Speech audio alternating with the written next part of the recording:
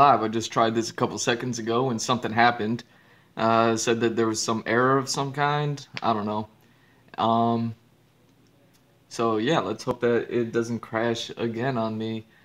Either way, what's up, everybody? It's G Mr. Drew here to welcome you to another episode of the Andrew Glowczewski Experience. This is going to be episode 181. We're going to continue with the character concept portraits and character concept art that I've created references for in past episodes, and now I'm just drawing them so that way I can actually kind of, familiarize myself with them as I'm going to be drawing them, in the comics, which will serve as the storyboards for the animation and things like that. Obviously, before I do comics or animations, I'll be actually creating actual character boards, which these aren't. These are just like the concepts and getting the concepts out there. For instance, I drew this one earlier today when it was like five in the morning or something like that, and I was super tired, and I did I did this illustration. It's a good illustration. It's nice, but not at all. Now that I'm looking at it and looking at what I'm trying to do here, I'm not satisfied with this, and I'm gonna basically just start over. I was thinking about drawing over this, and I was like, nah, just let that be. It's a nice illustration, but I'm gonna actually go through and switch it up and do a little bit more with it that I want to and that I think needs to be done in order for me to, you know, in order for me to be happy with what I'm actually trying to do here. If I was just trying to draw and for the sake of drawing, that's one thing. But to actually create and create the ideas that I'm trying to go with, I gotta, I gotta do something a little bit better than what I have here. It looks a little bit too plain and straightforward. I think I called it uninspired. So let me adjust my camera. I'm gonna let this rock and let that be as it is. Remind myself not to do that again. And gonna just try redoing it right now. So let's try this again.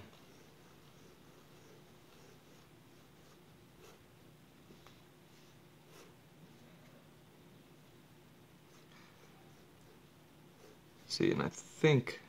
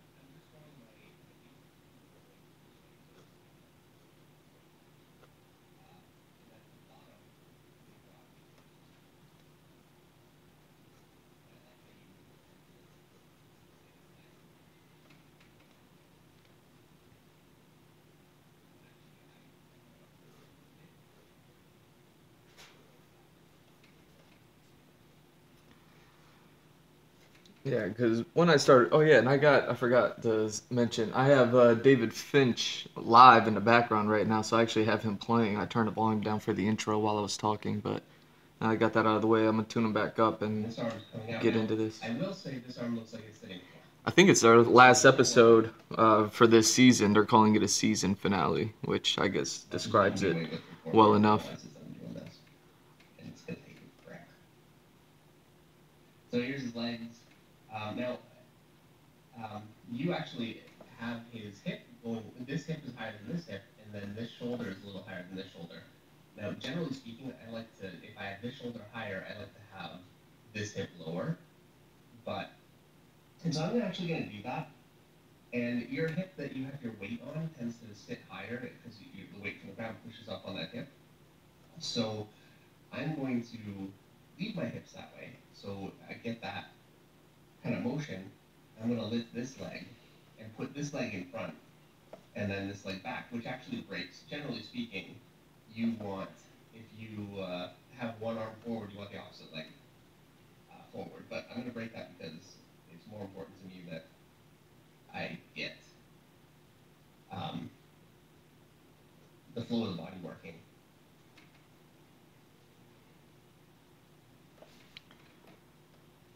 All right. So you could already see how just being a little bit looser, probably even a little bit more awake, that I can actually be a little bit more intentional. So I think that really works. And I like how you define your fingers. So there we go. There's his hand. And so, yeah, let me, I'm just going to work on form really quickly. And so I've got my chest here.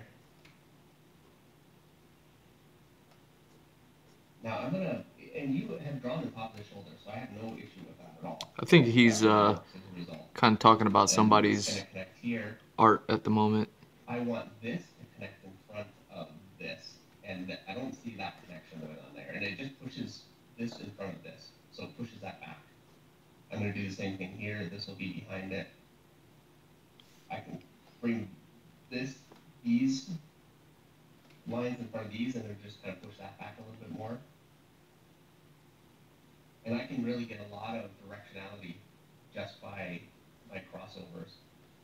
And now for this arm here, what I want to do is I'm going to lift the front of the deltoid and bring it down like this, and that'll kind of make it look like it's coming toward me. And I really want to accentuate that this arm is coming toward me like as a tube. So there we go. And I personally like really hard lines, and keeping it really nice and short up here. If you want it to look foreshortened, coming towards you like this. And I'm not going to do the hand. And here's his body. I think what you did works. Yeah. And another thing you can do. Thank you for that tutorial. If you want to push the arm back a little bit more, because it's facing, this is facing downward, you can actually just shadow this whole area here, just like this. I feel like it's important to say. And that really pushes it back. And looks like it's going backward. To ask Dragon King 1348's question, Right here. for 499, which is there a way we can get your criticism on some work we did? This is really not the way to do it, traditionally. We prefer that you join up for the Robert Marzullo, Dave Finch art critique when you review portfolios, Yes. and help people with their artwork. It's true. So, have you talked to Robert about that? No. When's the next one scheduled? I'm going to call him tomorrow. I'm going to make you call him. Okay. The problem is, if I don't talk to him, Robert's like, well, you know what, you're busy. Look, he doesn't really. He's very chill. Yes, and so I need to call him. Robert is very chill. He's very cool. He's the cool cat in the group. He's the cool cat. You know. Oh my gosh. Hello, cat. Still alive, I see. Am I killing you? It just wouldn't be Monday Night Raw if I didn't make you That was roll a your whole other level. if I didn't make you roll your eyes and complain about me. The whole point of the show. Right. Thank you for your super chat, Dragon King. 1340. Alright. Amy Morris has a super chat for $5, but Amy, I don't see your question. Well, That's thank twice you. tonight. Thank you for the super chat, but make sure you tag me so that I can ask whatever question it was that you had. Michael Johnson Curry for $9.99 a super chat. Michael says I got feedback from some on the Teenage Mutant Ninja Turtle pages. Unmarketable came up several times. Would doing studies of classic artists like Kusama, Byrne, etc. be a good idea? Also, editors seem to really hate Teenage Mutant Ninja Turtles. LOL. Well, that I did not know. unmarketable. I strongly disagree, and you know what? I think it's a challenge when you're doing a style that is not exactly mainstream. And I would say if you were looking for if you want to go more in that direction, I think John Buscema is phenomenal. As a matter of fact, actually, my book of the week is not John Buscema, but a John Buscema influence artist that is very influential for me. Um, my one thing is I would say picking up on the design cues and the kind of things that I would say for me right now, if I was looking at the business, I thought, okay, what kind of a style would I like to emulate, and what do I think would really give me the best chance? Now, bearing in mind that when you emulate a style, it's not a life sentence, you know. Already happier with this one. It's a direction. I really wanted to characterize the bottom lip and get the jaw jutted out there. You can see in the original, I pulled it back and really put a lot of emphasis on the eye. And then I drew the eye too big. You know, like the actual, not the eyeball, but the actual like eye, pupil, and cornea and all that shit. A little bit too big for my liking. Have to might be a strong word. It makes it easier. Yeah, I would really recommend maybe looking at. And I gotta say, first of all, I think it's crazy that they would say that. It really does depend on the company and the kind of work that they're looking to publish. But I'm sorry that it went that way.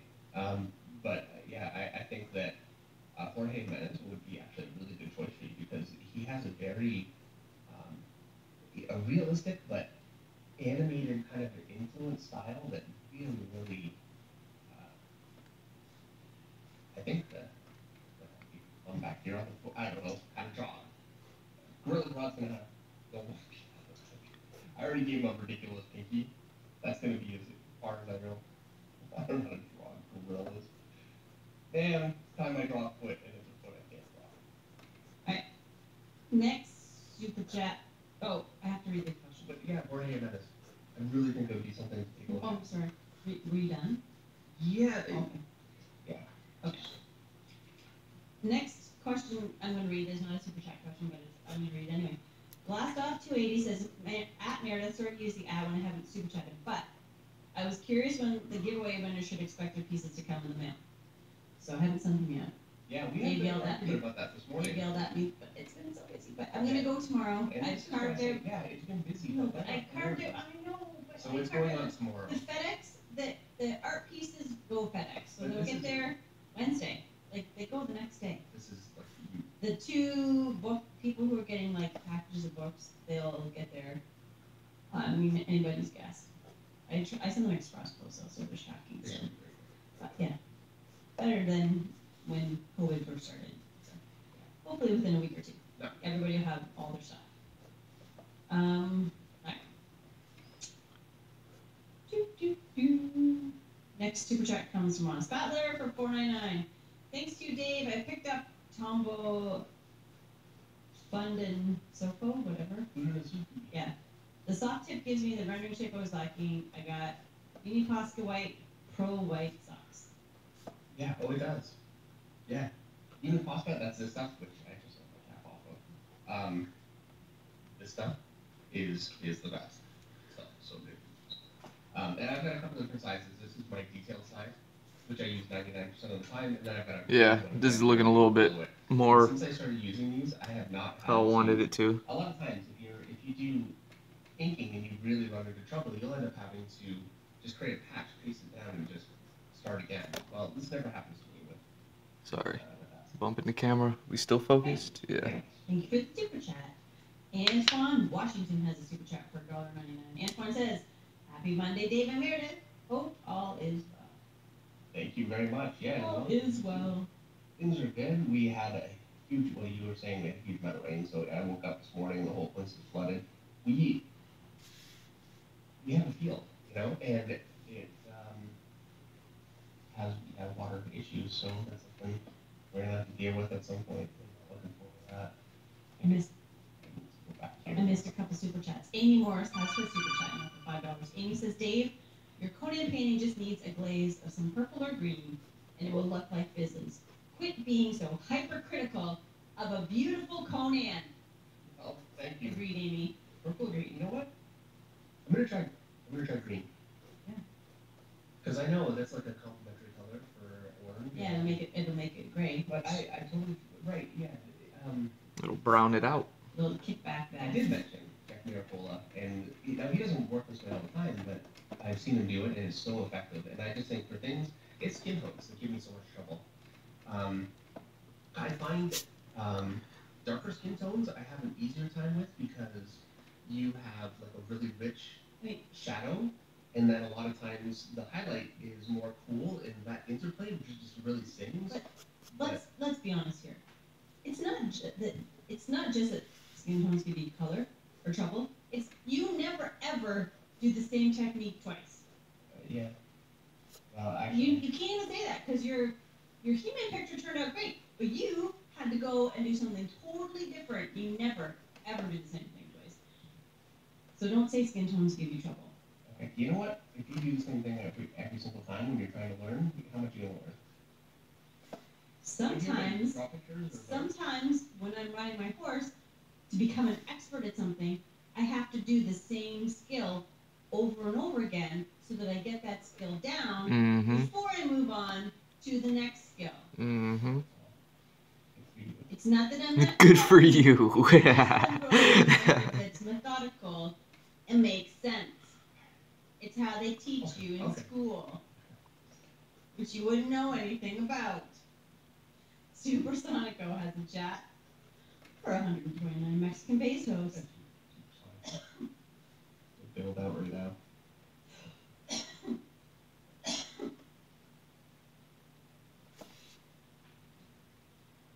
Marin Dave, please enjoy your vacations. Make all this pain worth it. No, actually, there is one. I mean, I'm going to be doing painting streams and that kind of thing. So there's that. But we are going to Meredith's parents' cottage in the end of July. Is that right? First week of August. First week of August. And so yeah, we'll be. You're not going to be streaming every week. Okay. Say that now. I will. We're not putting. There's no parameters on this. Mark my words. Sigh. Trying to give him Trying to give me the out. a little bit of a break, which I am. No, he's not. I'm not going to say anything on the stream because you get mad at me when I say stuff like this. I'm covering my mouth right now about need to stream and why you need to stream. Honest Battler has a super chat for $2.99. Don't apes have hands for feet? This is Gorilla Rod though. It's not just an ape yet. But yeah, they kind of do, and he does too. You know what? I'm gonna work on that foot. Yeah, he has to just draw a thumb on that foot. Just draw like a dog thumb. Was it the dew claw?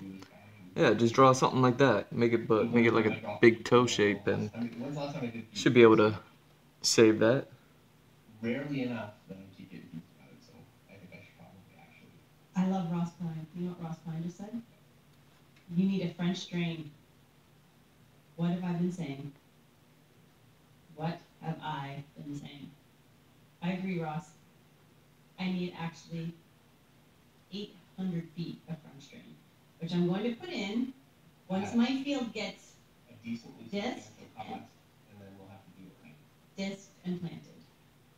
Stop. We're not That's fighting. fine. Very, very smart. I'll give We're you not fighting today.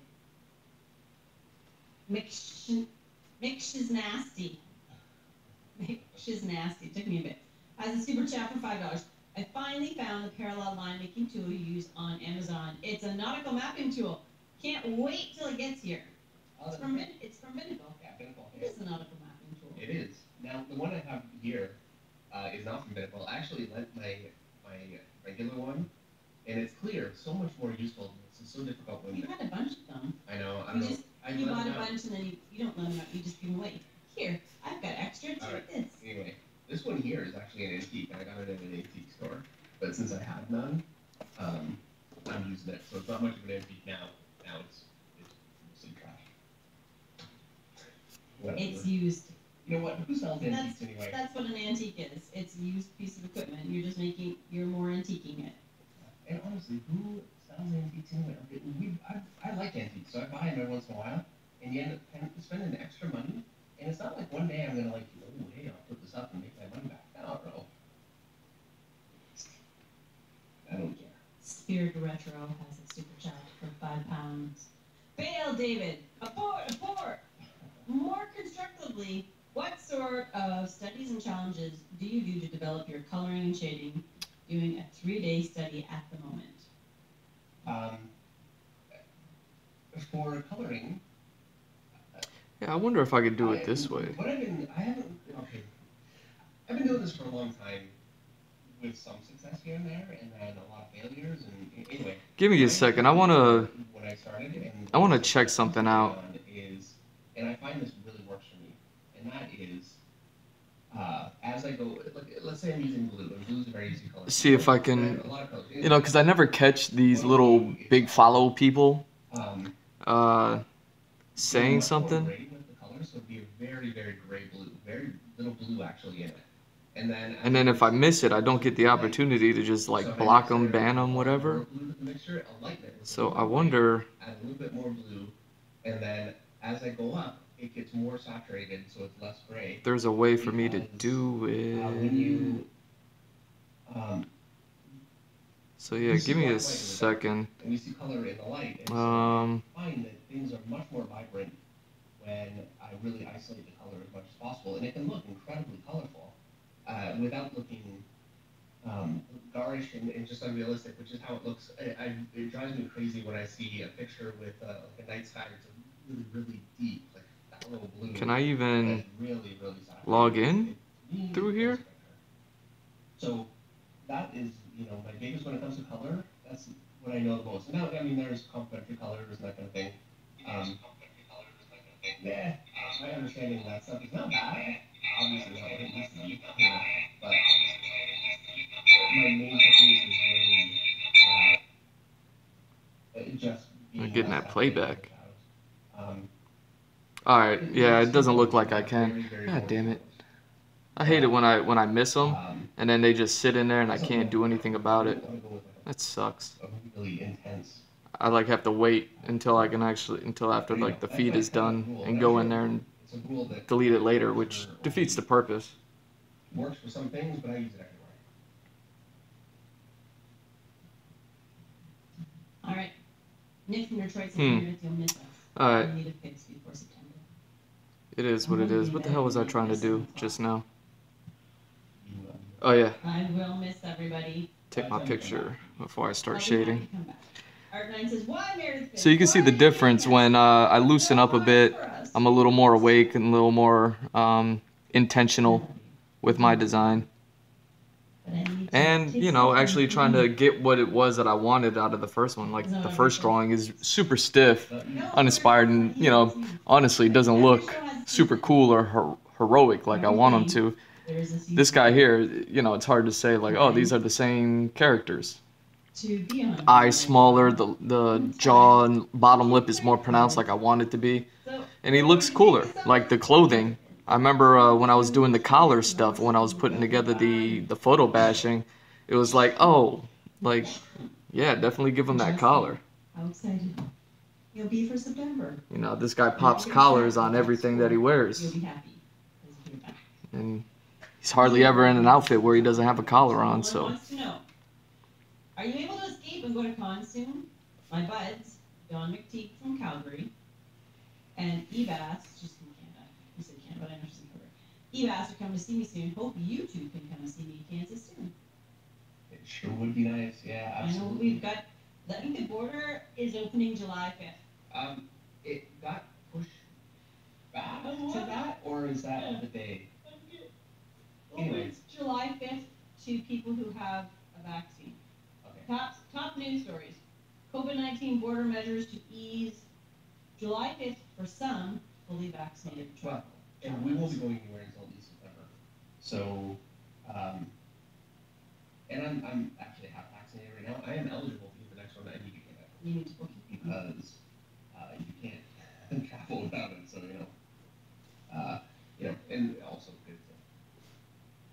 COVID, right? So, you know. I'm pretty sure I have it. Amy Morris has a super chat for $5. Amy says flesh tone is a misnomer. Black skin isn't nor is white. Flesh picks all the colors. It reflects them. Just paint with the colors you like. I'm sorry, let me say that better. Just paint with the colors you like. Because it had an exclamation. And Grodd rocks. Thank you. I know that's true, and I cannot get that out of my head. And, you know, and I've seen all sorts of, you know, darker skin tone or lighter skin tone done just with whatever wild color, and it looks beautiful. That's not in the ability of my Amy is so far. wise. Listen to the wise. She's very wise. Woman, Amy. I hope to get that one day. But I will be taking the toning it down advice, and I think that will really help. Yeah, I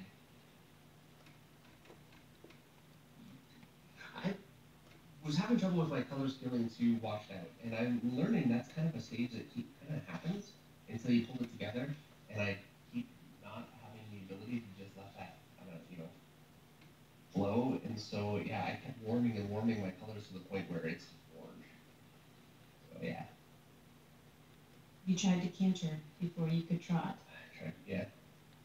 Kai Hu Lai, I don't know if I said that right, had a super chat for $5. Thank you, David, for all of the amazing tutorial videos you have made. Thank you so much. I really appreciate it. Thank you. Neil Durkin has a super chat for $4.99. Hey, DNM, so happy I caught this momentous stream before you depart. Take a break. Taking a break. Any recommendations on what you'd like to see on the portfolio review? Have fun! We're going to be... Now, I'm going to say, in general, for a portfolio, you want to have 3 pages. That's really the sweet spot. It shows you can show enough of a range of what you can do with that many pages. We're asking for 2 pages. So, look, I'm just going to say it. We asked for 2 pages. Generally speaking, that's a point of 3 anyway. So, 3. I should just say 3 because you really kind of do need to see 3, and yeah. So anyway, 3 pages. You want to make sure, I love Spider-Man, but be wary of drawing Spider-Man for sample pages because it's got no face. So, and people need to see expressions and you can draw faces. So if you do samples and you're not showing that, you leave in questions. So I would say whatever character it is, you know, make sure it's a character where you're having to draw expressions and faces. A range of characters is great. I think if you can draw really great background characters, and they're not always background characters, obviously it depends on the type of comic. When I think superhero comics, I think anybody that's not their costume is a background character, you know. But being able to draw those well is important. Being able to draw things like cars and, you know, city streets, and, you know, so you want to be able to show that ideally. You want to show a little bit of action, and a decent command of moving the eye around the page. Now, the most important skills are anatomy, lighting, and your foundational drawing skills, because the other stuff is easier to improve. Like I firmly believe that perspective, you don't need a huge amount of artistic talent or work to really get the hang of that. If somebody explains it, like it's I could do perspective. That's taking it too far. Maybe. But yeah, that might be a bridge too far. But like I will tell you right now, I have to admit, I barely worked on perspective before I got working comics. Or any kind of background. I really spent all my time working on figures. So when I did samples, it was like that nightmare of me just trying to, you know, find a way to make the backgrounds work. And they were a struggle. My first job was doing backgrounds for Mark Silvestri, and I had help from Scott Williams, and J.D. Smith was assisting Scott with dates at the time. And so they helped a lot, but yeah, I jumped in, it wasn't so bad. The figures, it took me a lot longer. Probably took me a good, more than a year to really kind of get comfortable. For sure, probably over 2 years before I thought, okay, well, I've got some something going on, and I think that I'm going to be able to make a go of it, and I'm not just going to, go home with my tail between them. Go down a blazing ball of flames. Yeah. Well, it's so scary. You look at the artists around you, and they're so talented, and you think, okay, where do I fit? Can I hang with these people? And what is required of me in order to be able to do that? Like, yeah, I know I need to get better, but how do I get there? And it's a scary thing. And you're working in a studio environment where there's a lot of help there, but it can be kind of unguided help a little bit, because everybody's there working. People are there to spend their day teaching you, and so you really kind of need to pick things up yourself too. And yeah, it was tough. Jim Klein has a super chat for $20. Jim says, I just wanted to take a moment to thank both of you for all of the streams and videos. They've been very helpful, both in improving my art and taking the edge off of the whole lockdown time frame. I hope you enjoy your time off. Thanks, Jim. Thank you so much, Jim. Thank you so much. Thank you very much. Part 9 says, Maristone's going to make a Yellowstone down there and ride a horse in the wild. Absolutely. Absolutely. Pierre-Luc Larocque has a super chat for $6.99. Do you get upset when tattoo artists reproduce your work, or do you see it as tribute? Thank you for your awesome tutorials, and hello from Quebec. Hello, fellow Canadian. No, I certainly don't get upset. I think it's great. It's I think it's a huge compliment, and I've seen some that are done, beautifully. So, yeah, no, I'm always thrilled to see it. I have not had the guts to put my own art on me, which is why my tattoos are really much more just, like a tribal kind of a pattern. I was so afraid. Now, of course, the first tattoo that I got actually was this one right here. And the tattoo artist that did it was the best tattoo artist that I ever had. I've said this before, I think, a couple times, but yeah, he went to jail. I have no idea for what. But that was the end of it. Okay. Probably don't want to know. I'm going to look up feet. Thank you for the super chat, Pierre-Luc. Oh, no, Alright. Next super chat comes from Wayne Blackman for $10. Wayne says, hi, David and Meredith. Thank you for all the great Monday night chats. I've learned a lot from the art and the conversations. Wishing you and the whole clan a joyous summer. See you in September. Thank you very much. That was Wayne Blackman? Yeah. Thank you, Thank you Wayne. so much, Wayne. Very nice. Okay. Every single picture is the bottom of the foot. Come on. I already have the reference. I do that. This is like my worst problem. I hate looking at reference because the minute I do it, I'm looking for the perfect reference now. That'd be perfect. No, it's not. You're not going to get perfect reference. I am. You're not. Stop. You're going down the wrong. No, it's not, Dave. Right there. That black and white picture. I'm just gonna go. Stop now. Volt 14 has a super chat for 200. I'm going to say rubles. RUB. Hey, David. What's the difference in your mind between the faces of Wonder Woman, Catwoman, and Harley Quinn? And how do you differentiate them art-wise? That is a good question. Let me finish this foot, and then actually, that's a very good question. And actually, pick characters that are really, they are different.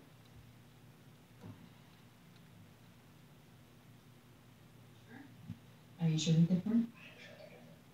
I'm gonna draw hair on his feet. This is, yeah. He's gonna have a lot of hair on his feet. There you go. Yeah, see? Yes, you can. As a gorilla. Drew that big toe way out there like a dew claw. That's what you have to do. Draw as much of the foot. Okay. So, right. I need to see my screen. Wonder Woman, Catwoman. Okay. So, I'm gonna draw. Here's my standard kind of a head.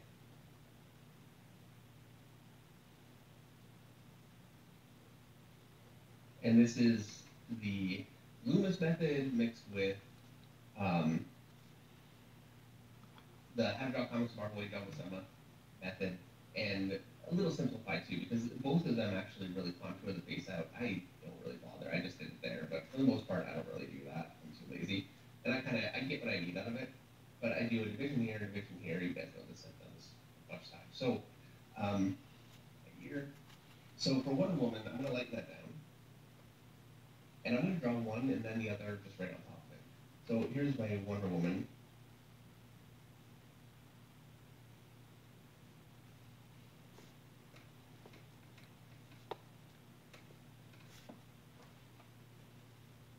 And these are going to be subtle differences I because don't hear him talking. Hey, what's up, you Nardachi? don't hear me.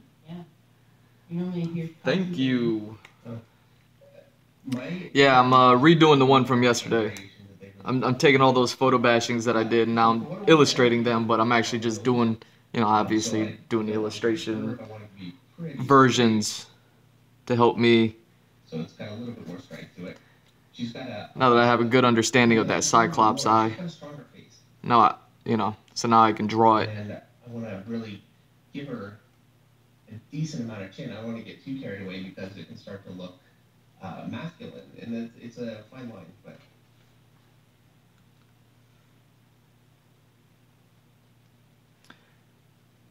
But yeah, that's basically it for Wonder Woman. Holy shit, it's a raid too? It's pretty small. I'm gonna make this a little. Man, you raiding me? Man, thank you. What's up, everybody? So yeah, there's Wonder Woman, and so for Yes. I'm gonna erase it. Yes, that's exactly where they came from.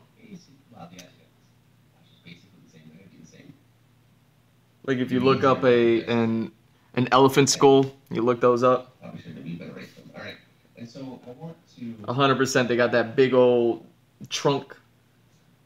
not extend her forehead out quite as far because I want it to be a bit of a softer line here, Oh man, a bit of a pointier chin, a where little shorter. did that go? I'm going to angle this line in just a little bit more so that she doesn't have quite as much of a jaw. Where'd my And screenshot then with go? her nose, I'm going to make it just a little bit smaller, and I can even give it just a little bit of a shape, Screenshots. and her mouth is the same. There we go. There you go. So that would be more a Catwoman face for me. It's just it's a softer face. And for Harley Quinn, it is Catwoman's face. For me, it's but the difference being that with a character like Harley Quinn, it really comes down to expression. And this is where I really struggle. And I keep thinking to myself, I need to just stop and study some artists that really do it well. So let me just leave the nose the same.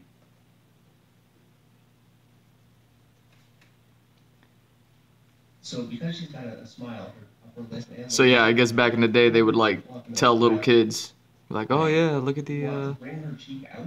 that's the skull of a Cyclops. They're giants. That's also why Cyclops are giants, is because those skulls are so big, Lift her brow a little bit. But this guy isn't a giant. He's a regular sized person. He was just born this way. And that is pretty much how I would go about it. Now, there are artists that draw her so much better. So, but truthfully, that's the difference. With her, it really comes down to expression to really get that change. So there you go.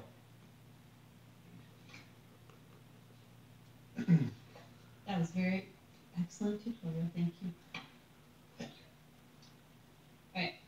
Next super chat comes from Amy Morris for $5. Amy says, "How about starting a Finch Flock Facebook group to keep the band together this summer?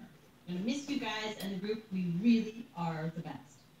Fun art challenge where you looking at random animal skulls, try to interpret what the animal looks like, or just draw something messed up on purpose. Is your group on Facebook? I am. I'm on Facebook every day. Born like And then I Leela. can, Actually, that would be great. comment and stuff. Yeah. Hey, maybe I could do it right now. Because truthfully, Yeah, perfect, man. What's up? And we had Discord, and I just kept.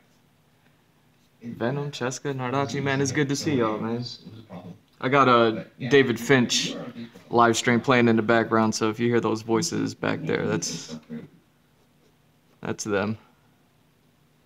Let's see, how do I do this?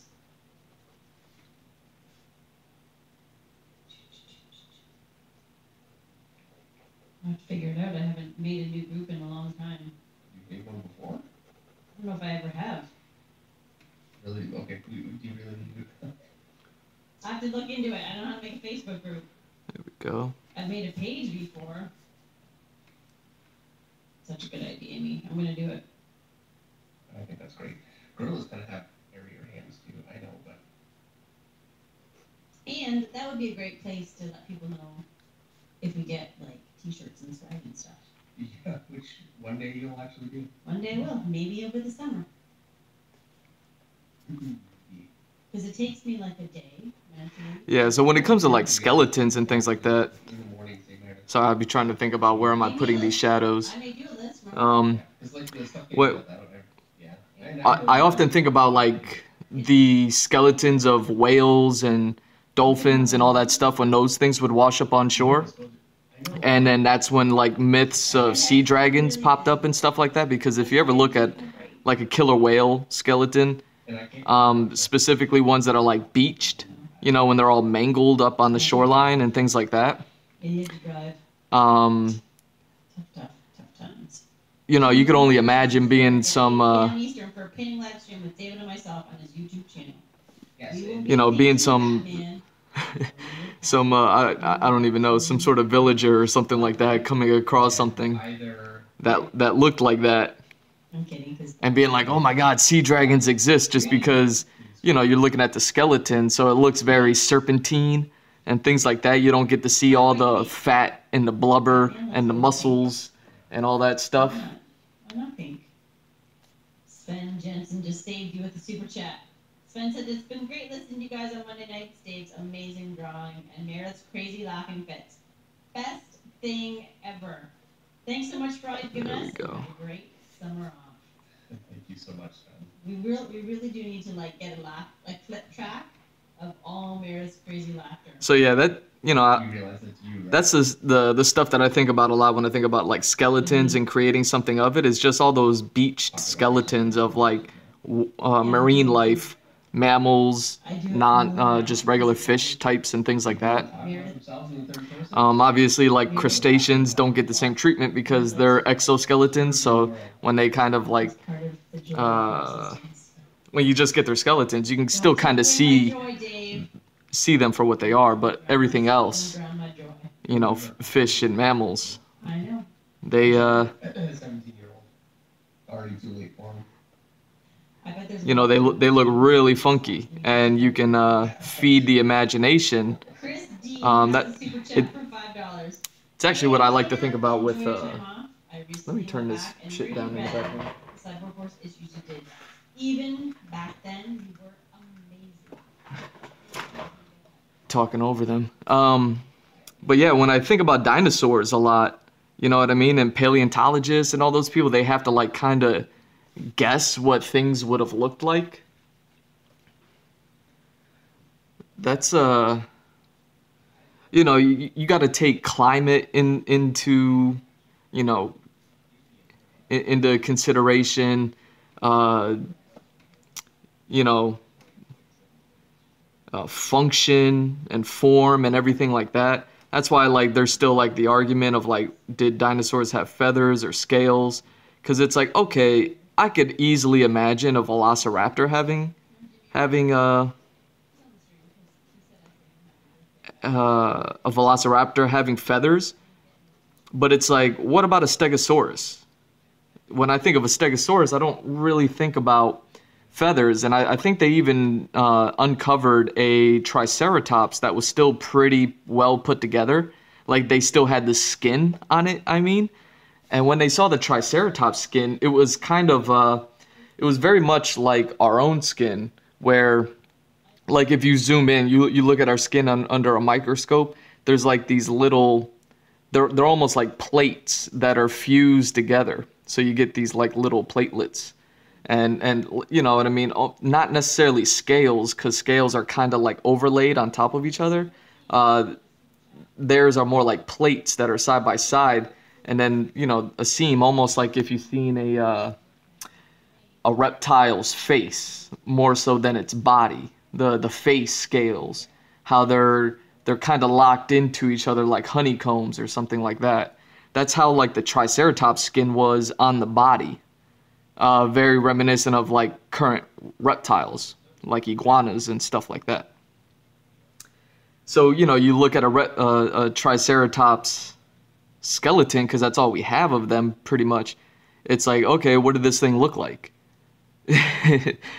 So, you know, that's when it's like, okay, It's all imagination. It's hard to take like professionals seriously, even though they are professionals and they're gonna know better than anybody else. And they are probably gonna take like climate and function and what part of the world they were in and what that part of the world would have looked like at the time of the Cretaceous, the Jurassic, the Triassic, all that stuff. That's another thing that's interesting is like I believe it's I don't know if it's common knowledge or not, but like Velociraptors and T-Rex didn't exist in the same time period. So you would have never had a T-Rex running side by side with a Velociraptor. Like you get that shit in the movies. One, because it's make believe, and two, because even if it is make believe, let's say it's real, you have like the DNA strands and you rebuild them. Yeah, you can have them running side by side with one another nowadays. But apparently they were like one was from the Jurassic and one was from the Triassic or something like that. So it's like, okay, so if velociraptors came later, let's say, and they had feathers, and Triceratops didn't, and T-Rex was around when Triceratops was, let's say, I don't know if this is all true, but I'm just, again, playing with the imagination, looking at skeletons, what does that stuff look like? You know what I mean? How much meat and blubber do you put onto something? You know what I mean? I think that's got to be hard. You think about all the crazy animals out there, like turkeys, and how they have like the crazy neck, with the or roosters, how they have that red thing on top of their head, or you know what I mean? Like when do you know, like all the extremities of an animal's anatomy? Like how do you know how to identify all that when all you have to work from is a skeleton? So it's very interesting. Like I'm super into dinosaurs. I love that stuff, but and I'm super into dragons. That's why the whole sea life thing. That's what derived this whole conversation. Uh, but yeah, so all that stuff does feed my imagination. It's like whenever I work on an animal or something like that, or try to add animalistic features to a person, to a humanoid figure. It's like, yeah. Right.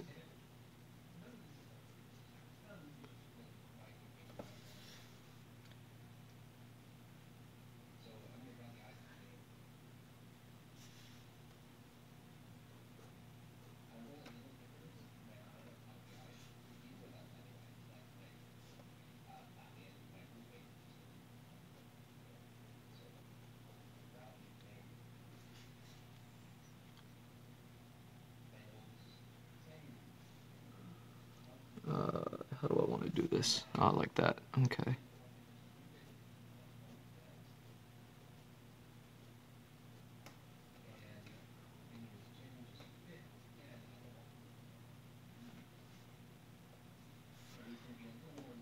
There we go.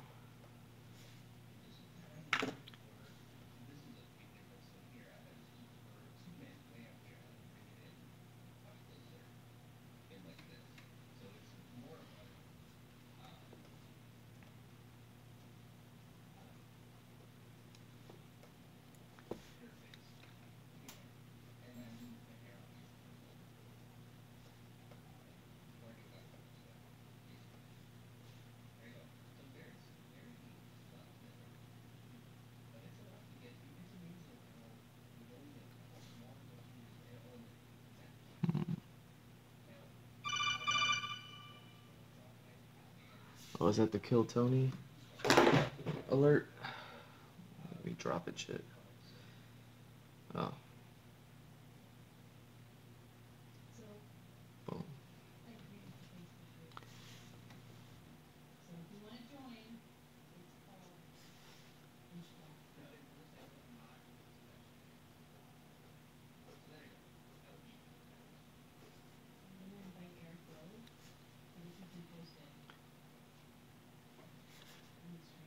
And yeah, that's how that's gonna have to go.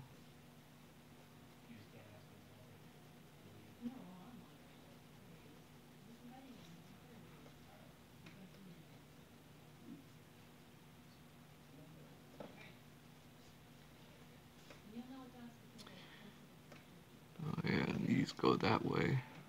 That's right.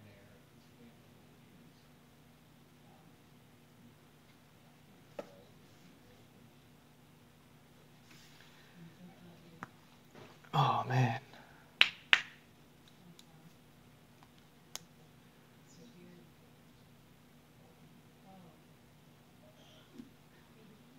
So yeah, going back to the elephant skull, I always just think about yeah, sure, the eye went where the nose hole was, but then it's like, okay, so then where's the nose hole that would normally be below the eye?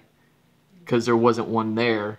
You know, when it went to tusks and teeth directly from below the eye, and then it's still, you know, elephants have eyes, so they have the eye cavities like closer towards the side of their face. Um,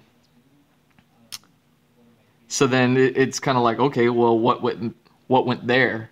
You know what I mean? If we're thinking about these things.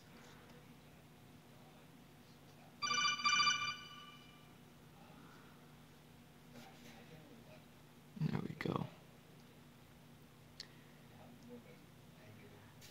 Yeah, this is certainly more the speed that I want to go as far as like these illustrations go. If I'm gonna be drawing this stuff.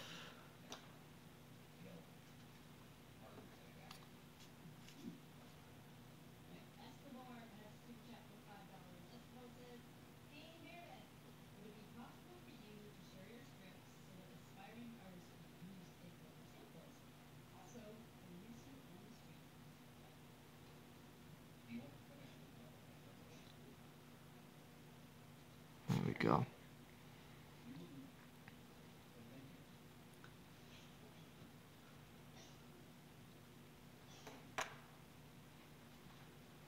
So let's do this.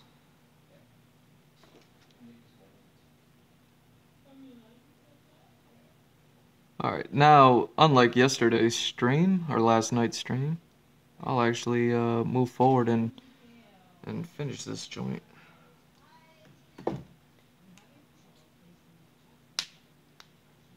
Where are we at? An hour in? Nice.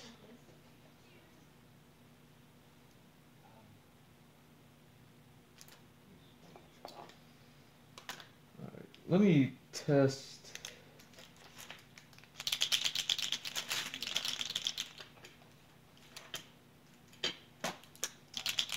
This white marker, because I think or white paint marker, I think it ran out of ink, and if it did, I gotta like get a new one, you know, art supplies and all that. It's like mad dry.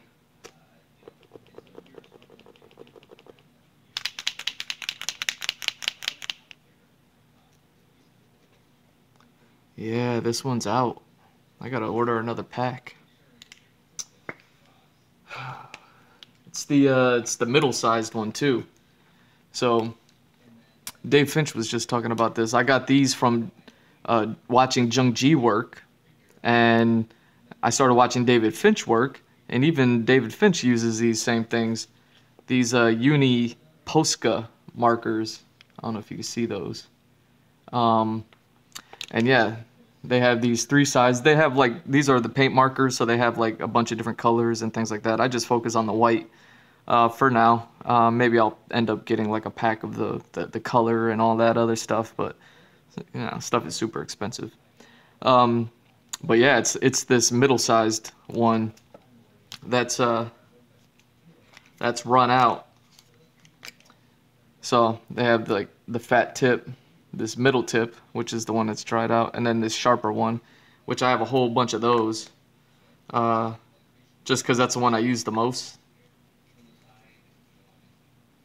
So I was like, all right, I'm gonna have to get a bunch of those little ones, but these fat ones, I thought I could use them for a little bit more time, but I guess not. But yeah, let me get this white marker in.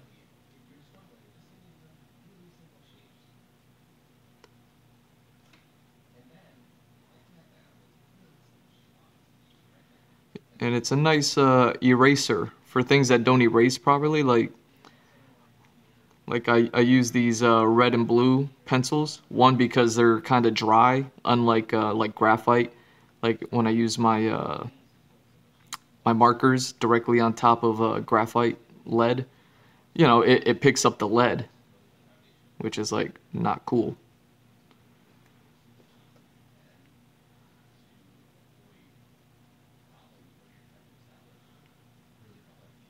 So I use these drier pencils, but then because I use those, it's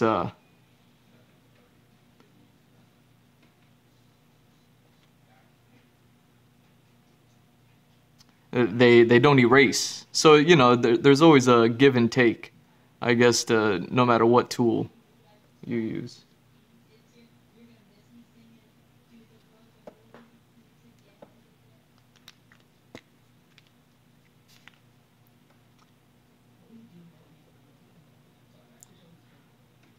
So yeah, even though I can't erase this stuff, I could at least put the white marker over it, or a white paint marker, and then you know, then I could jump into my markers and not have to worry about these lines that I couldn't erase. And the markers pretty much go over the paint pretty well. Like at the end of the day, you know, it kind of goes unnoticed. So it kind of cleans these things up. All the little sketch lines and things. There we go. Clean up little lanes like this, where there's like a bit of detail with all these lines running through it.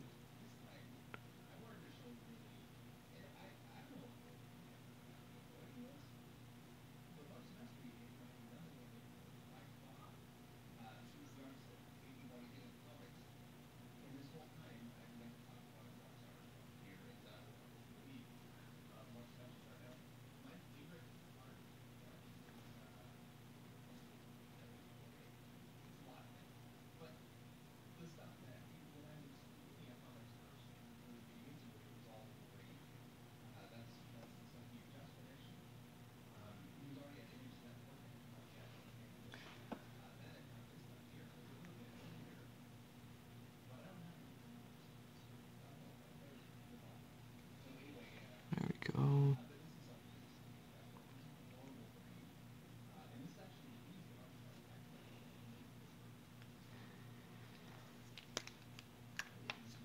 Alright.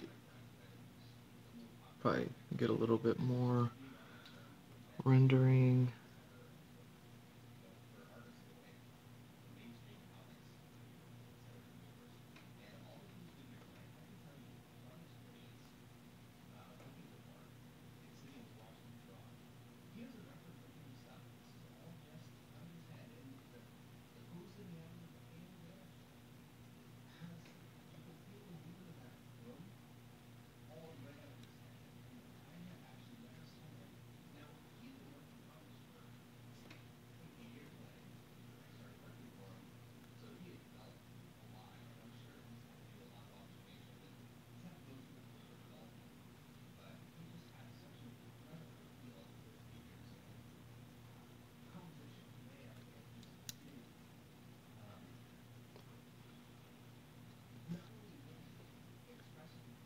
There we go.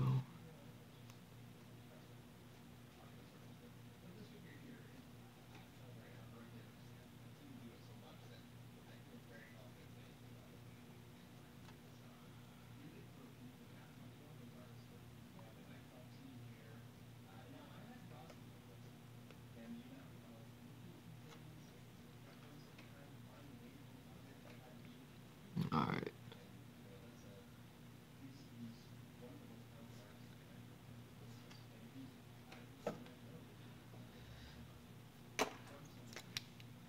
Edit that out a bit more. Clean this up a bit more.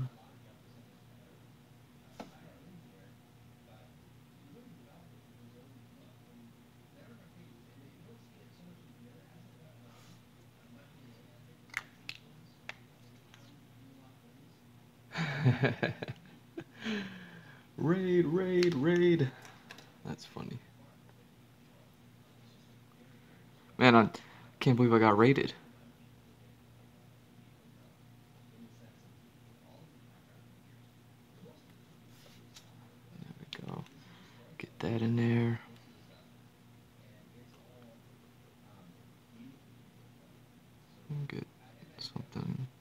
this in there.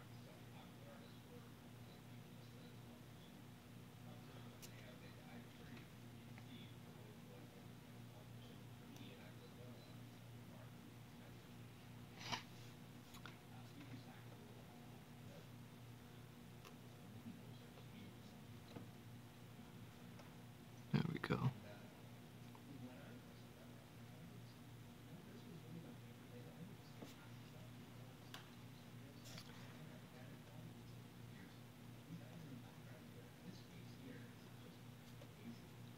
There we go. And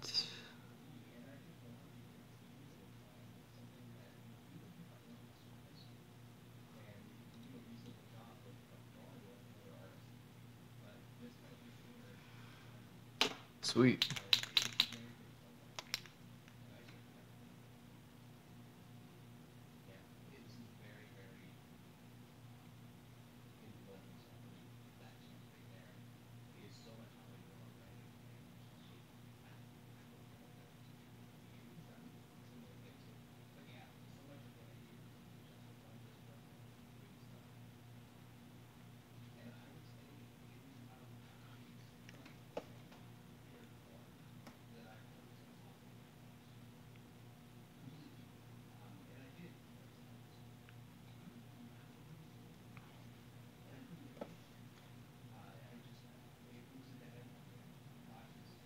All right.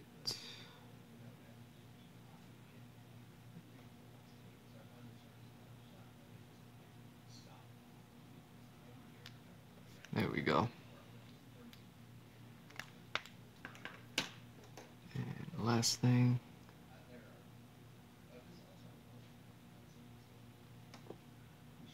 Get these areas. And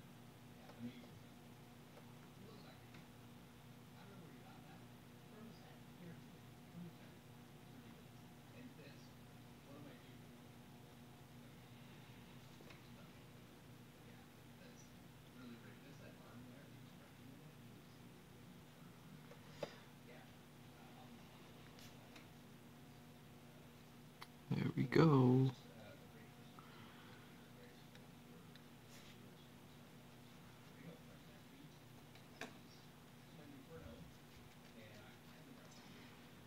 All right, let's see if I can get these colors right. Oh shit, my markers are all over the place. When I was doing that Yuffie piece.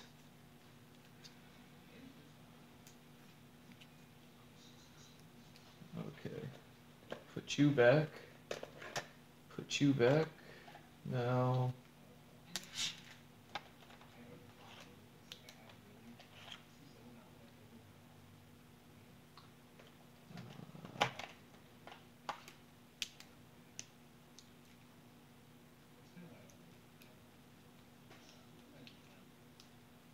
So you.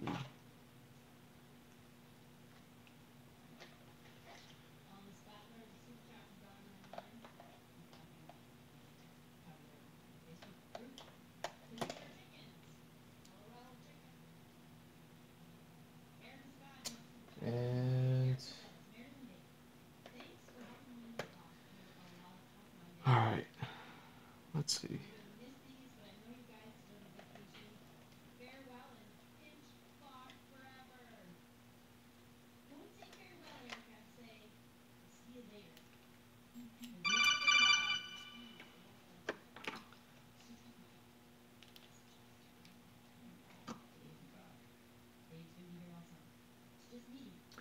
Oh shit.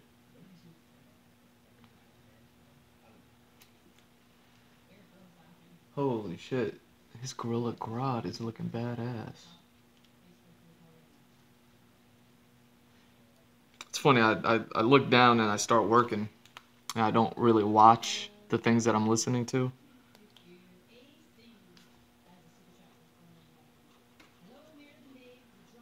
So yeah, when I look back up, it's like, oh shit, he's actually made some headway.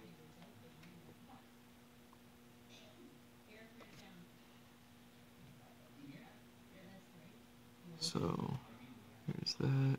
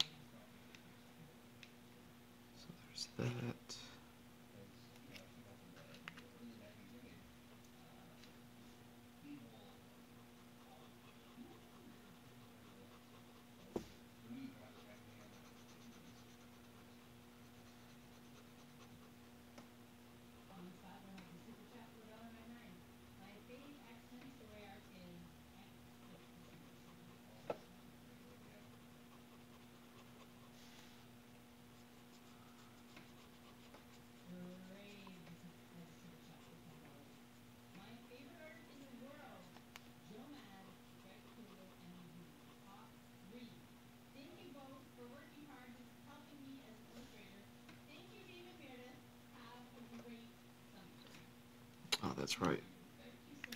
Always give his ears that off color as well.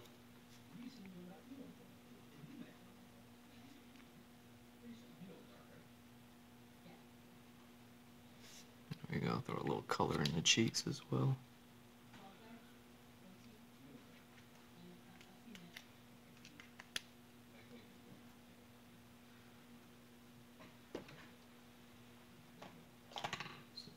Put that away, put that away.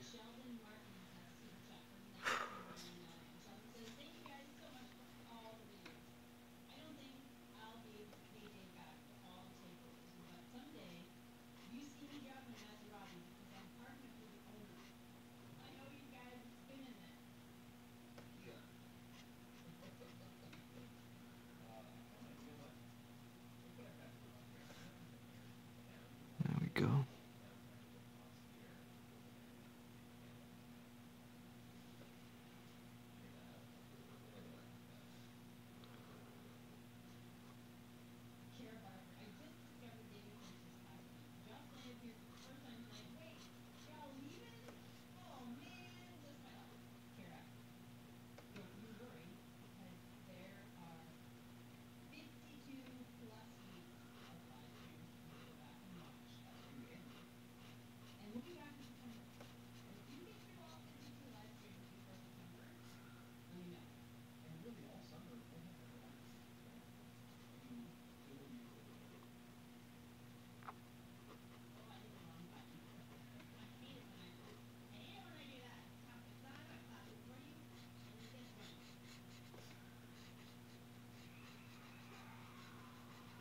There we go.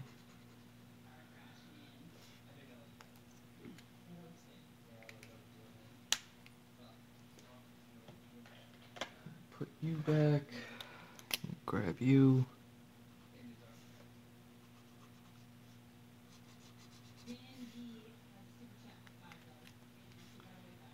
And a little blue in the eye there.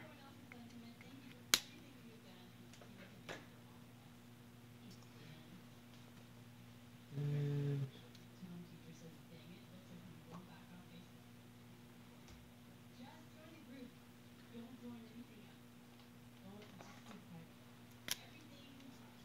don't know what I want to do here, but I can at least do something.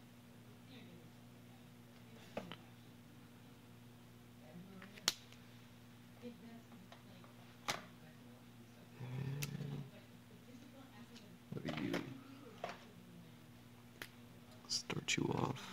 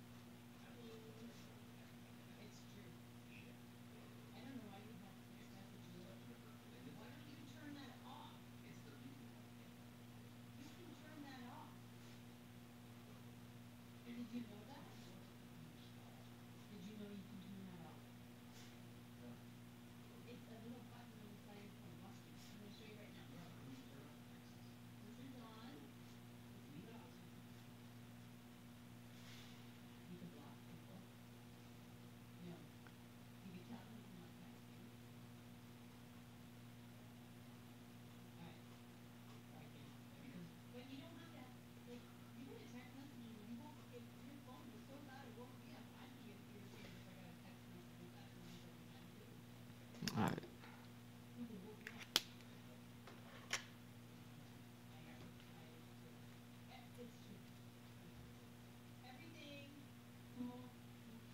Oh, that's right. What? I didn't think about that.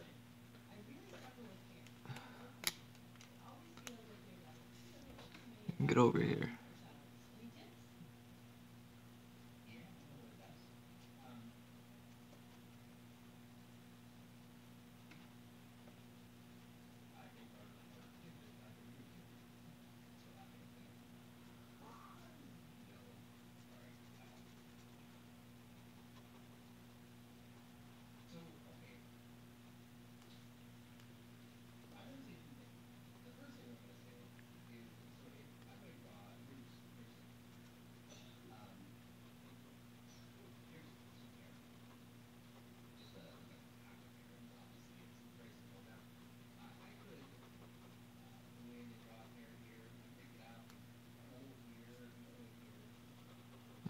go. So that there.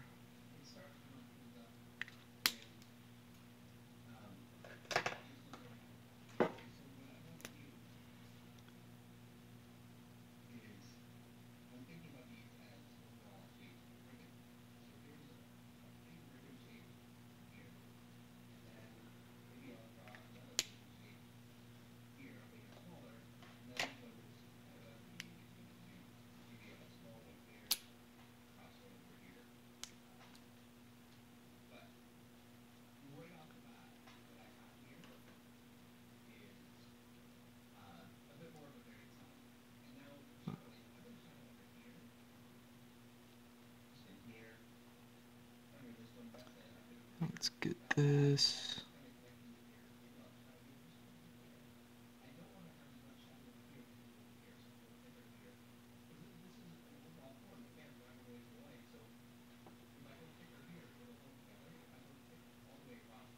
Sweet.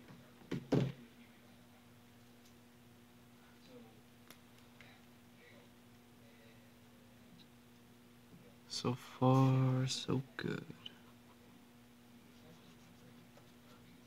As a matter of fact, I could do this now.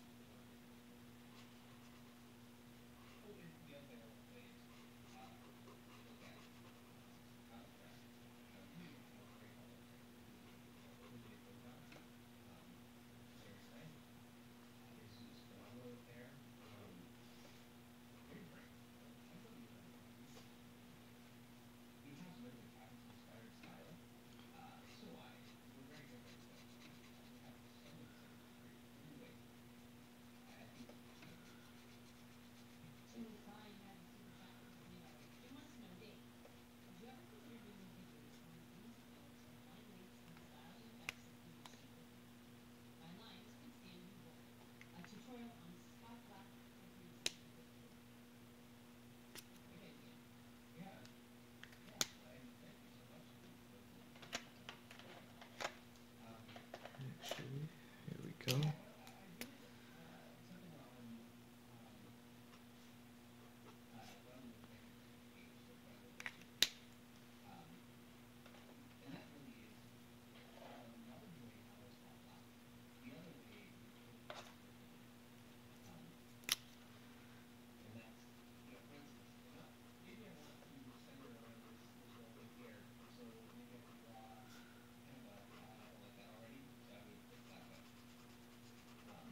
Oh no, is this marker drying out on me? Or is it just that light?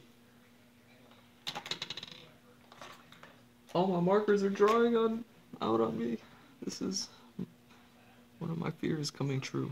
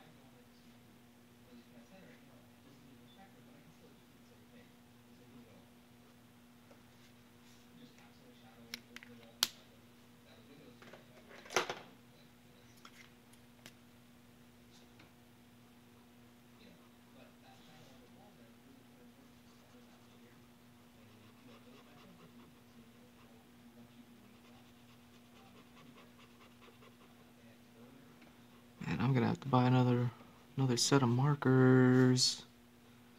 It's gonna cost me a fortune.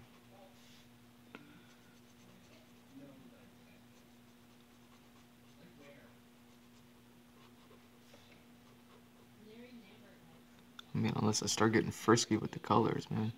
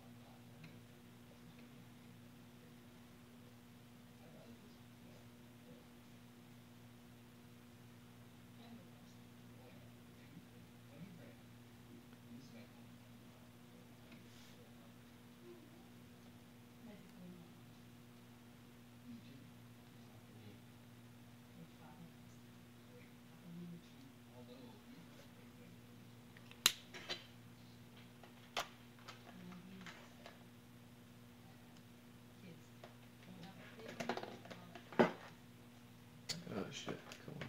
Get back over there.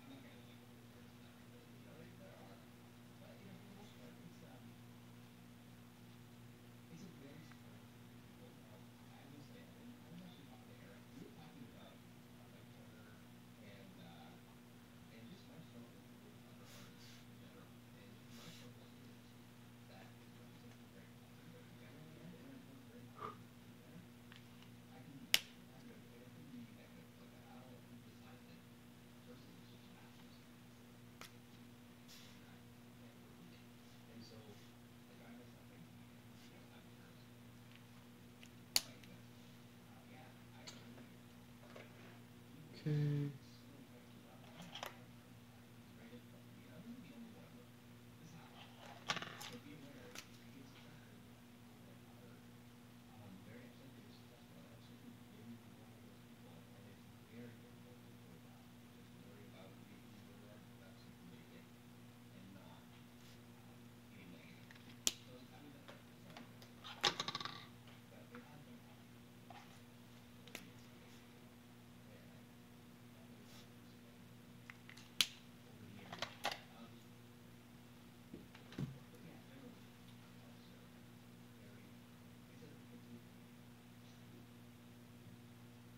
Hell yeah.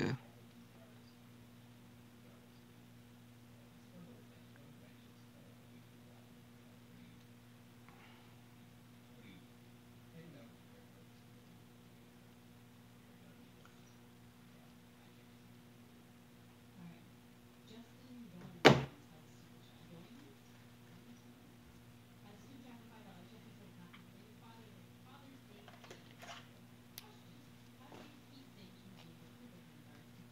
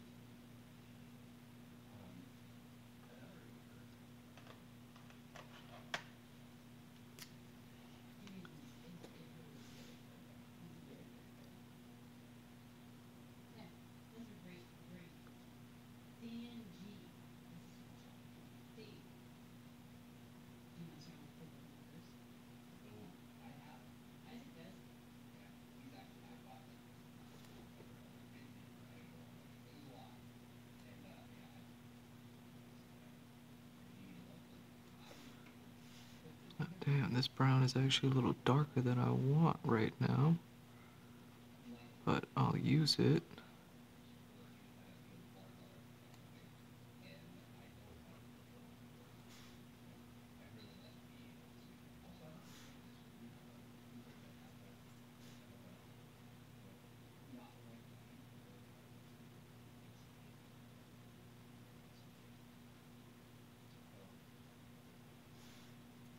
Kevin Vandeville has a super chat from 9.99. Kevin says, Dave, I just recently collected your brightest day cover. Do you recall the mediums of the blues and Martian Manhunter and Green Arrow? It's very similar to some of your recent paintings in the style.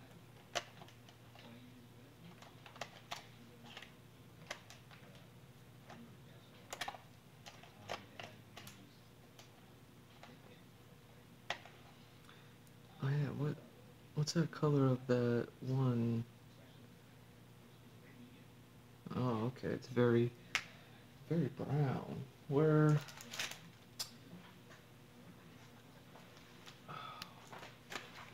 I know I got some neutral tones here somewhere.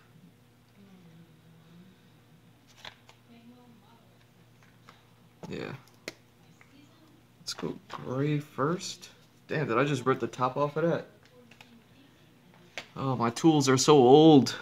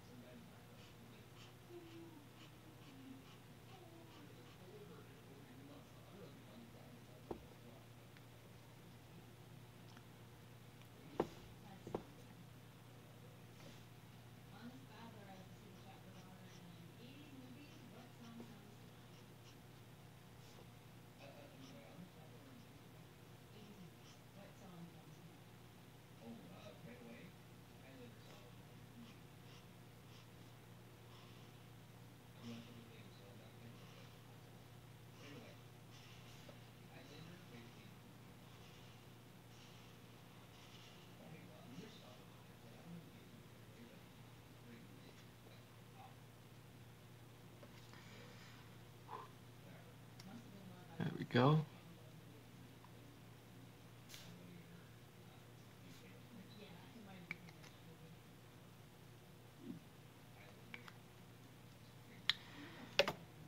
I wonder if I could start doing this without...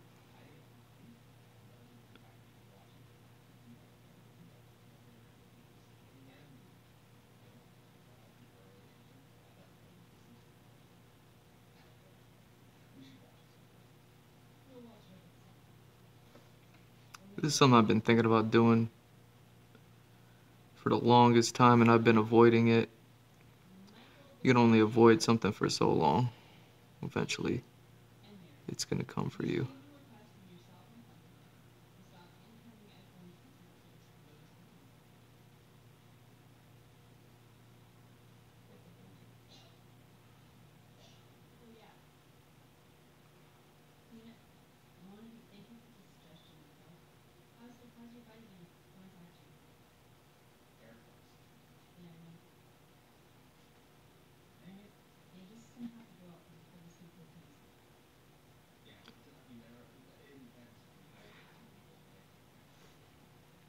You know, now that all my colors are dying, maybe this is the time for me to do it, you know what I mean?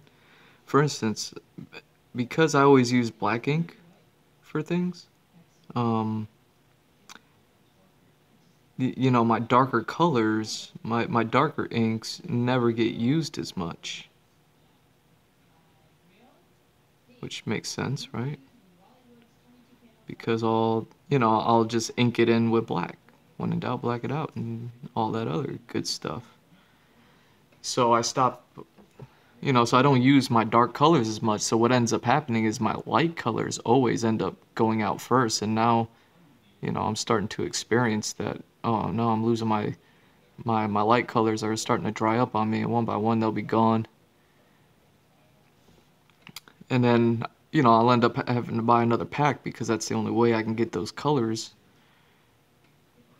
And then I always end up with all these dark colors,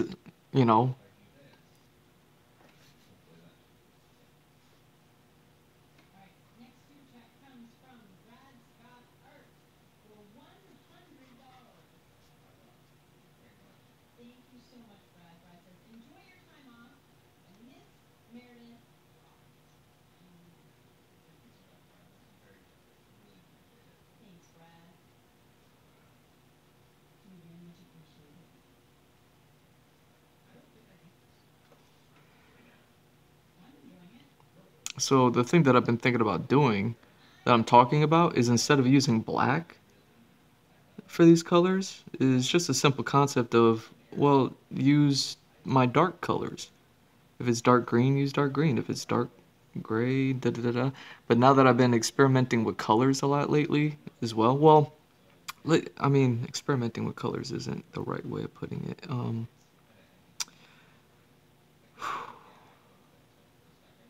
I mean, at the end of the day, I'm just getting better with these tools because I've been using them a lot, Um,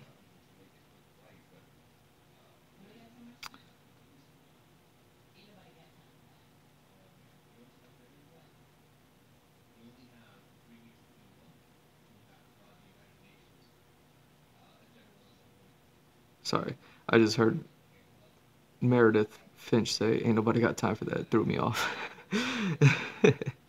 um, so because I've been playing with colors a lot more lately, I've been playing with this idea since college. So this thought's been in my head since I started like rendering skin. Is skin pretty, it's all neutral tones, and then neutral tones is basically just the blending of colors.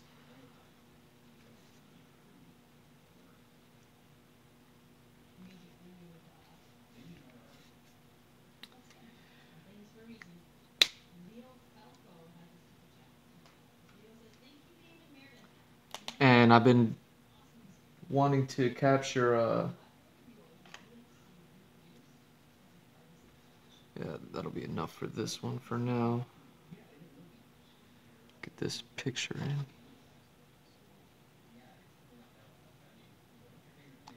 So yeah, I'm probably going to start blending these colors a little bit more. I often think about like I said, when I first rendered skin, and I was using colored pencils. I ended up having to use 6 colors just to get, this light skin tone. And I was like, holy shit. And this was back in college. And since then, this idea has, been in my head of like, okay, you got to blend colors to get these things. And, I often talk about Frank Frazetta and stuff like that. See, this is the color I was looking for. The marker's drying up. See, all my colors are drying up on me. I'm gonna need to order another one. I wonder if the art store will have these on sale. They've had so many sales lately. I wonder if I could just buy it at the store for just as much money, if not less. Yeah, this marker's dry. Holy shit.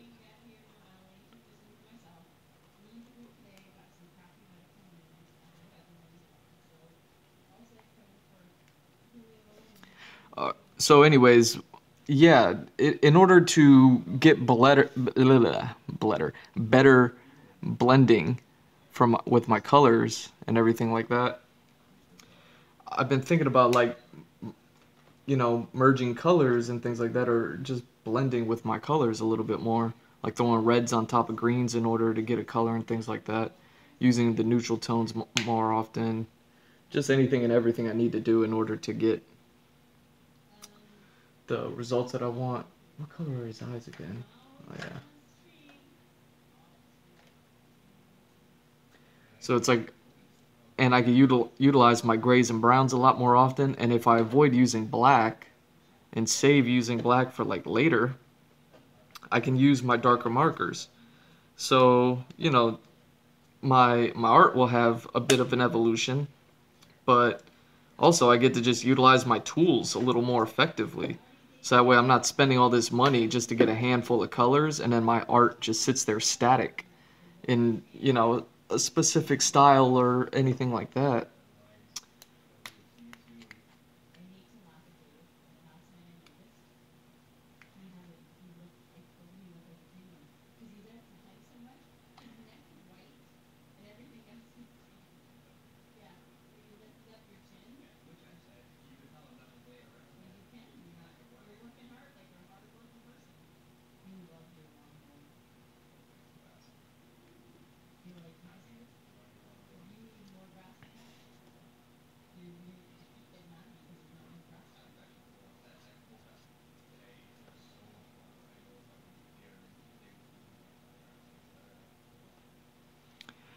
So yeah, I just been scared to do it just because it's like, man. But then the more I work on my stuff, the more I see how it's like necessary. Like it's been eating away at me for a decade now. So now, it's probably gonna start coming to fruition in these coming days.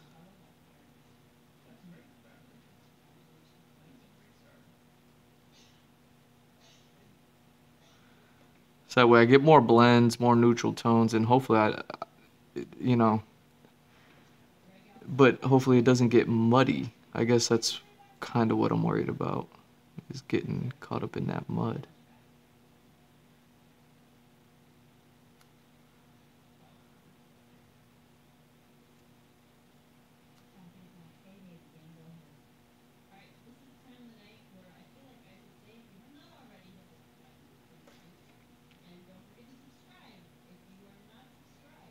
What's dope about using these darker colors is I get like a little hit of dopamine because it's like, oh shit, these colors that I never use are actually being used properly, and I'm getting, something out of it. I'm sure I'll fuck up one day, and it'll just be up to me to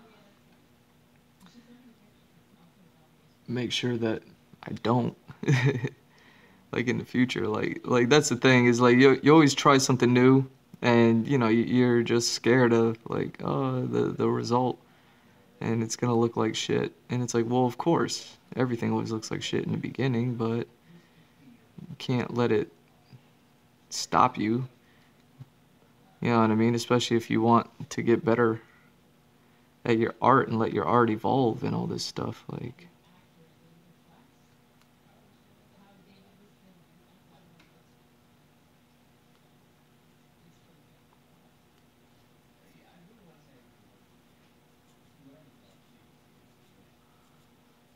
so yeah, be using less black, more colors, and hopefully like everything kind of works out. I mean, there's only one way to find out, really, right? See, like that, I didn't like that.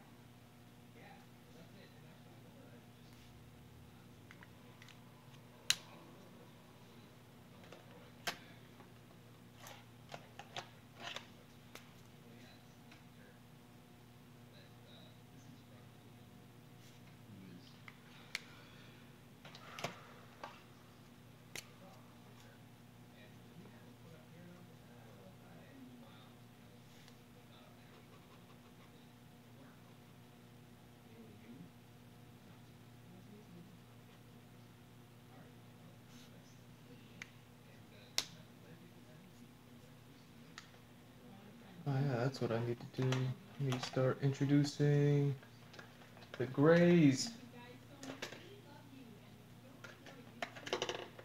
So what cool grays do I have here? Please tell me it's the light ones. I can cover ground well. Cool gray 1 and cool gray 3. What do I have here? Cool gray 1 and 3. Alright, perfect. So I can use 1 definitely. Can do that so I can.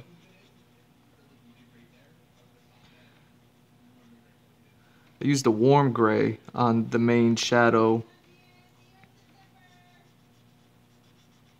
Oh wow, so the stream is over, man. They're gone until they'll be gone till September. Gone till September. Until my girl should be gone till September. And this is what I mean by using grays and neutral tones a little bit more.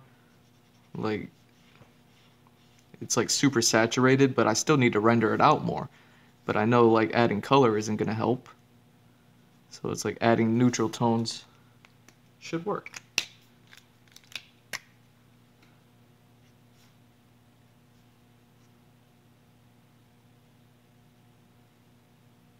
And, you know, using these cool grays will blend a little bit with the green a little bit more.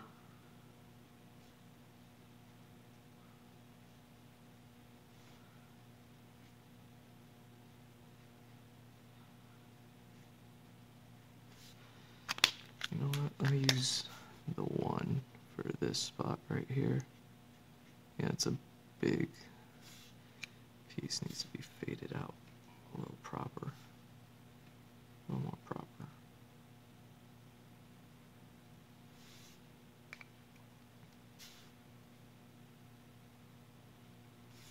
There we go. Same thing with the collar here. Since it's blue, I can use a cool gray here as well. Kind of render it out a bit without.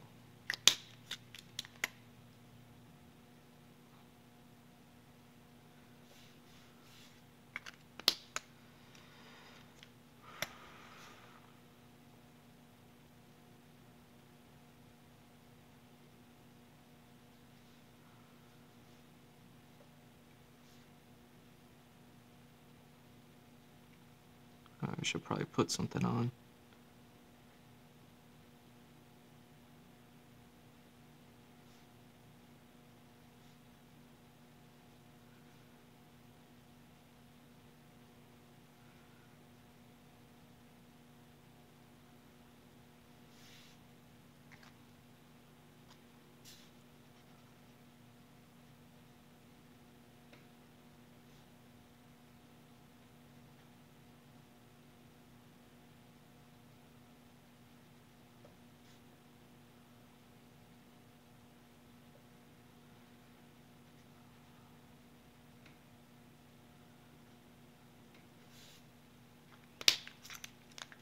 There we go.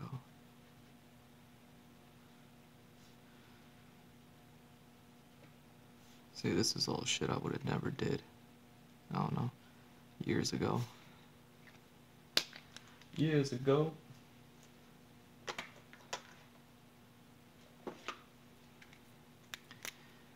Now, since this is a warm gray background, I can probably use the warm grays to tighten up around here.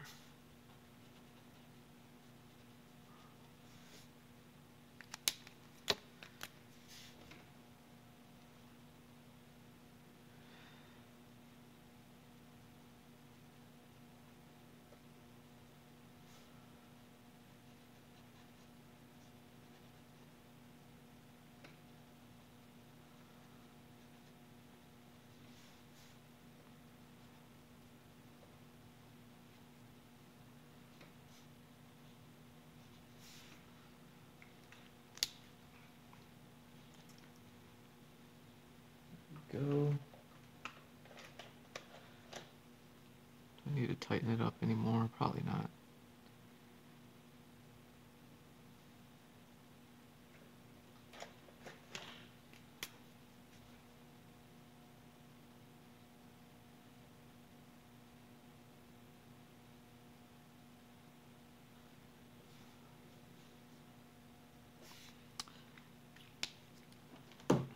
I know Kill Tony's live, but it's already been started. I don't want to jump in right in the middle.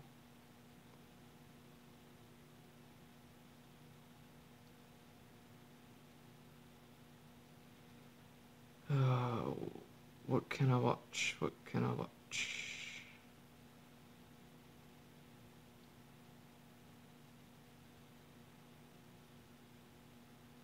Oh, there we go. We can continue Rad Brad's videos from yesterday.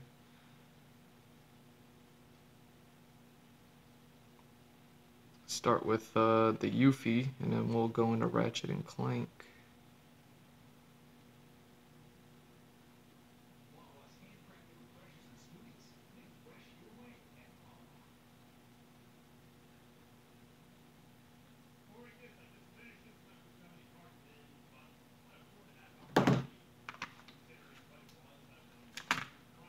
There we go. Where am I at right now? Is this oh yeah, Indigo.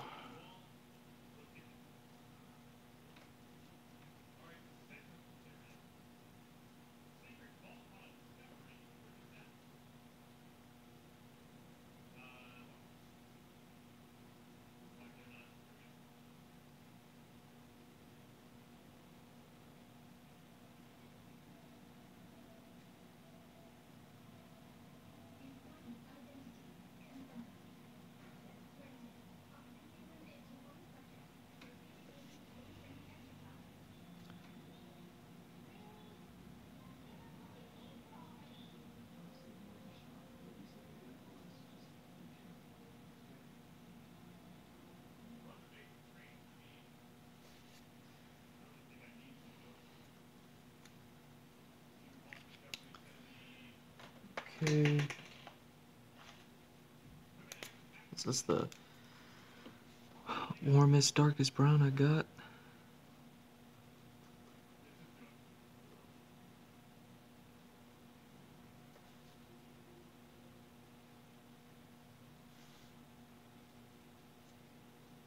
See, like normally I would have just blacked all this out, but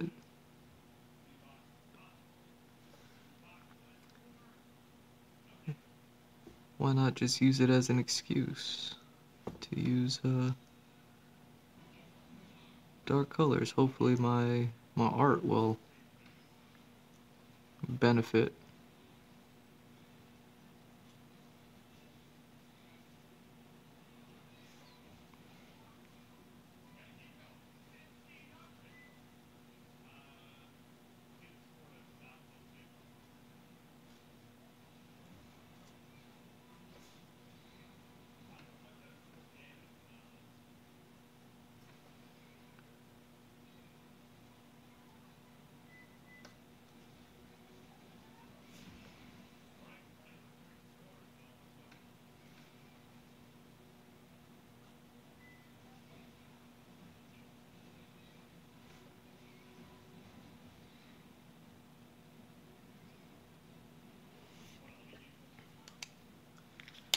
Oh yeah, where is that indigo again?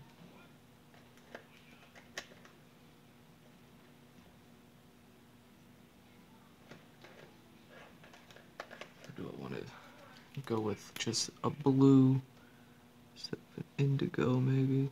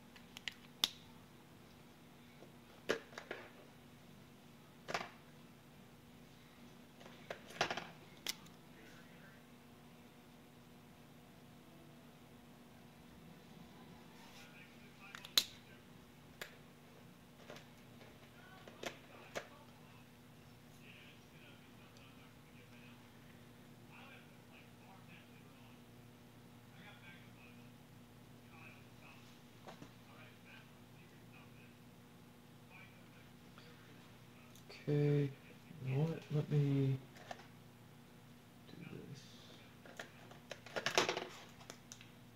So got those out of the way.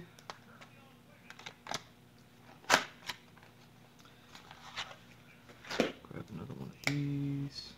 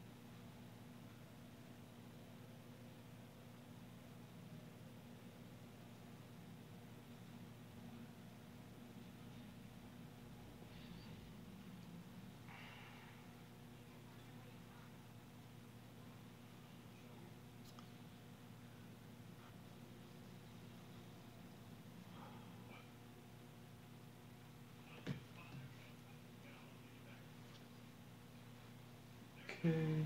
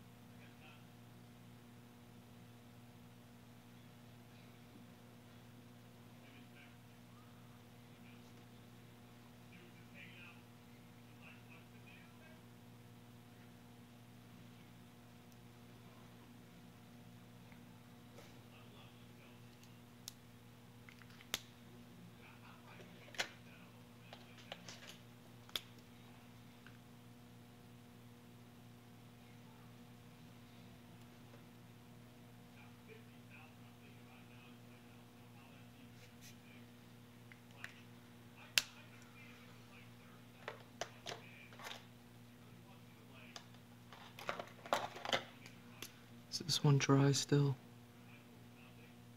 Oh, I got a little color out of it actually. Nice.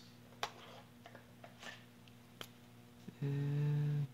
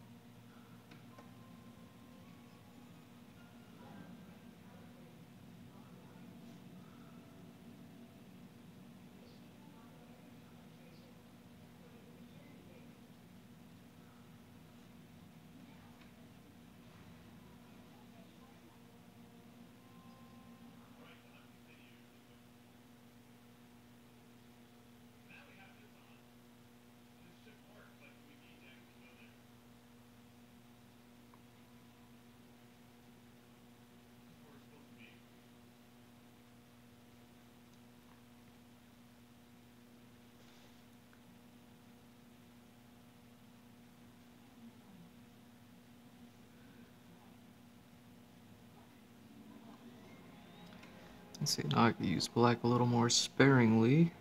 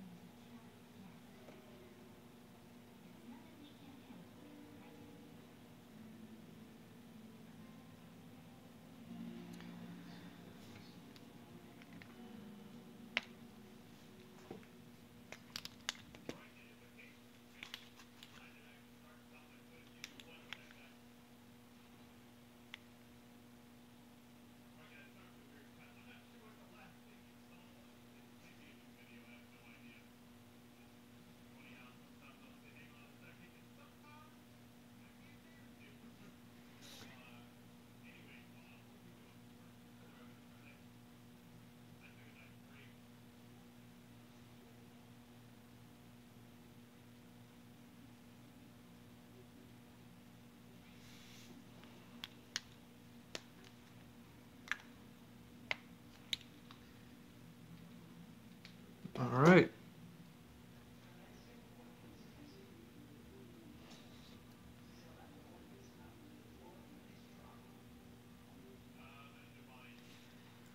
So how much time did I spend on this one? Where are we at? 2 hours, a little over 2 hours. That's good. It's not bad.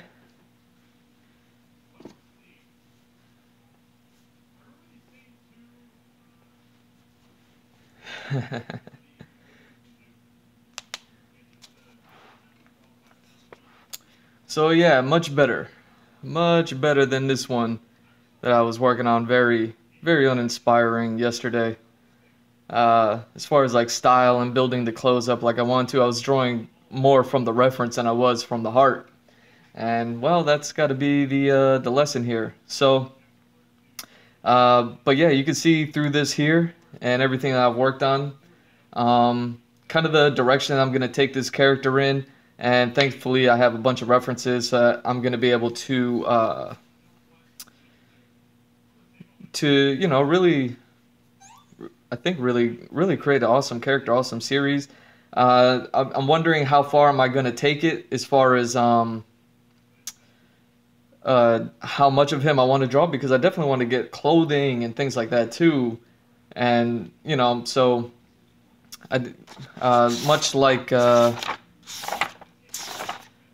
this character here, I have a couple portraits that kind of work, but this is a smaller character, and I want, you know, there was different things I was trying to tackle here, but you see how I have like a bunch of like clothing styles and things like that of him as well as the portraits.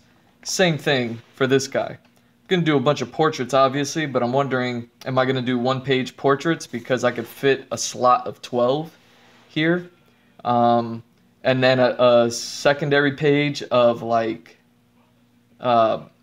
you know, clothings and styles and things like that. That might end up being what I do.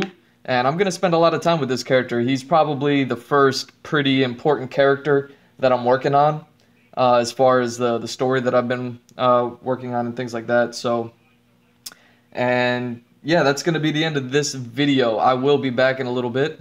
Just take a little break and then jump back on, and we'll tackle another one. And I haven't set that up yet, so I don't know what it's gonna look like or what it's gonna be. But hey, man, this is fun. I like this one, so hopefully you guys do too. And yeah, man, I'm G Mr. Drew. That's at G Mr. Drew on all social media. You can follow, like, and subscribe. Any and all support is appreciated. Very much like Nardachi, man. I love this girl. She rating me. Is that a rainbow rocket? So very much appreciate her, and you know, all the support that she gives me, man. That's, you know, it's more than I can ask for, certainly. And you know, shout out to Cheska and Venomous Tart. I believe I don't know. I believe I've met Venom before, but it might be a different Venom. I don't know. But yeah, shout out to y'all. Thanks for stopping by. Any of y'all who are still lingering, man, thank you. And yeah, man, hit that follow button. I'll be back, so that way you get alerted anytime I jump on, or just, you know, that way you're aware of anytime I work on a video, because the next series that I'm going to be working on will be probably a bunch of these, as well as the environments that I'm doing for what is it? This guy here. Like I just did this one most recently. You know, environments for his bit of lands, for this map. That's another thing that I'm working on simultaneously. And what I have coming up in the pipeline is these environments here, as well as the character and environment here. So yeah, I'm gonna want to tackle these environments before I build up to this one. So looking forward to this. I'm looking forward to this one so much I'm not even thinking about it. Like, I'm like, I just want to wait until the day comes where it's like, oh, I get to work on this, and then it'll be like a like a gift I give to myself, and hopefully, you know, it pans out well. And so yeah, that's what I have coming up. So currently the character we're working on, actually, he's not even a part of this land. He builds up to the character who actually is a part of this land, but actually kind of roams around these parts of the continent and things like that. So yeah, I wonder if I want to even be working on this guy, or if I want to work on the proper character. Now that I think about it, I didn't even think about that. Maybe I should work on the character proper. So yeah, maybe. Yeah, we'll see. We'll see. Because this guy is actually setting up for other characters. And yeah, maybe I just want to get him established. That way I can move forward with other characters later on down the line. And then further solidify the look that I would like to establish with him. But, I'm going to have opportunities in the future. So yeah. So we'll see. Again, I'm going to have fun with this. And also fun with my materials. Start using these darker colors and less black. And, hopefully start getting some results that are super dope, man. I really hope you guys appreciate these things or enjoying these things. Appreciate them. What am I saying? Hope you guys are really enjoying these things and seeing, like, coming up with concept art and things like that for your stories and ideas. And it's a long journey and there's a lot that goes into it. So one step at a time. Just take it one step at a time. You don't want to rush through it. You want to get everything done proper. And yeah. So I'll be back in a little bit. You've been watching the Andrew Glowczewski Experience, episode 181. Thank you all. Love you all. Peace.